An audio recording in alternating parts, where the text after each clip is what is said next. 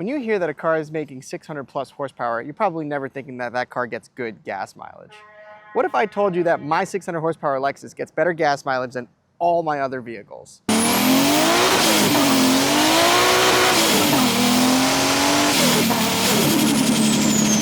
And it is actually cheaper to drive than any of my other cars right now, especially with gas prices so high. Let's go take a trip to the gas station and I'll prove just that. We'll get some point of view driving footage, get some good sounds, and then we'll fill it up with gas and we'll do a little calculation. Let's jump in.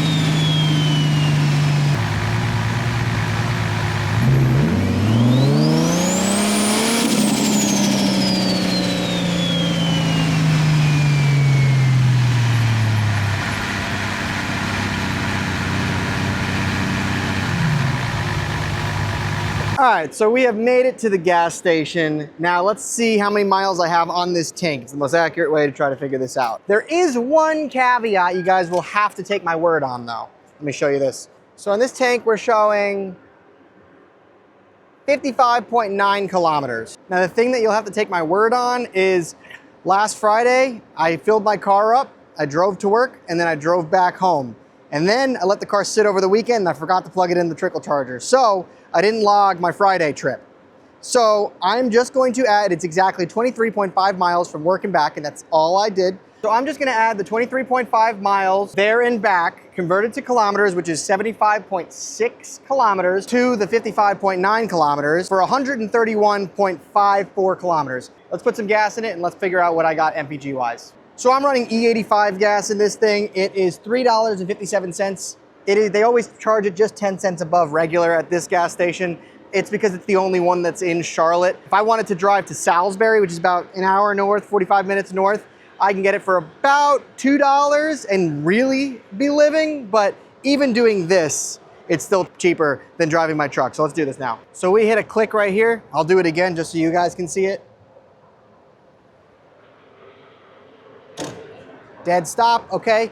We'll use that number, 4.915. Okay, so first what we'll do, like we said, we have 131.54. We'll multiply that by 0.62 to convert that to miles, because my thing's in kilometers. So that's 81.55 right there. We're gonna divide that by 4.92 for a total of 16.57, 16.6 miles per gallon.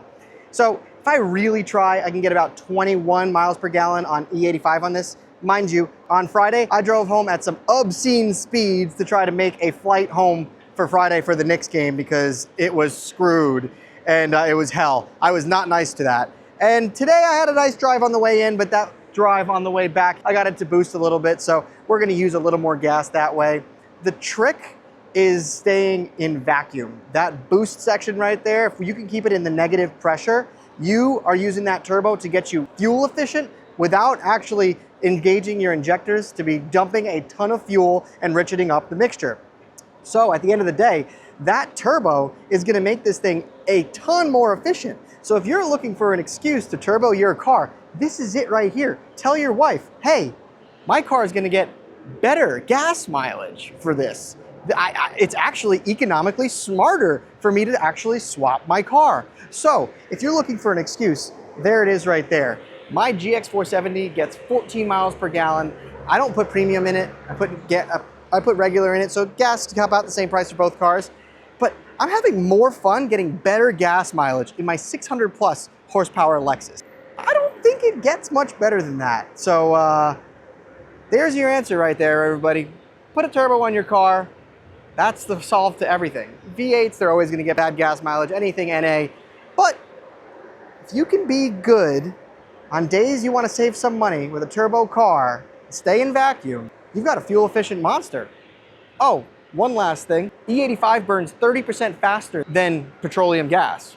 So that 21 miles per gallon on my best day is more like 27 to 28 miles per gallon on pump gas. So if you're running pump gas, you could be even better. That 16 miles per gallon on E85 is 21.54 miles per gallon on pump gas. So even more reason to swap that car. This is me driving like a pothole. And I'm still getting 21 miles per gallon on pump gas, 16, 17 on E. Yeah, that's the stuff. Okay, that's enough of me rambling.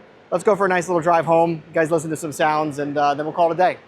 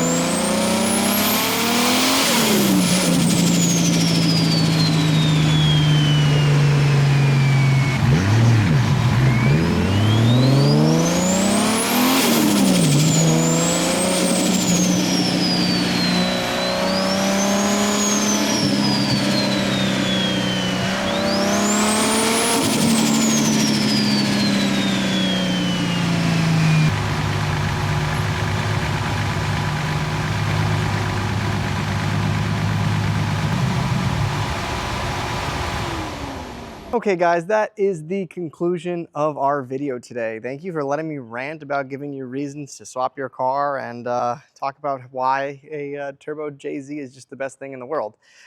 If it's a rotary, it's always gonna get bad gas mileage. There's absolutely no way to get around that. So don't expect that, but that thing's all smiles. Anyway, that's today's video. I'll see you guys again next Friday. I think we are gonna finish up the rotary for next Friday, and I'll finish that up on Thursday and post that next Friday. If not, we'll do some more driving in the IS or something. So thanks again. See you guys next week. Peace.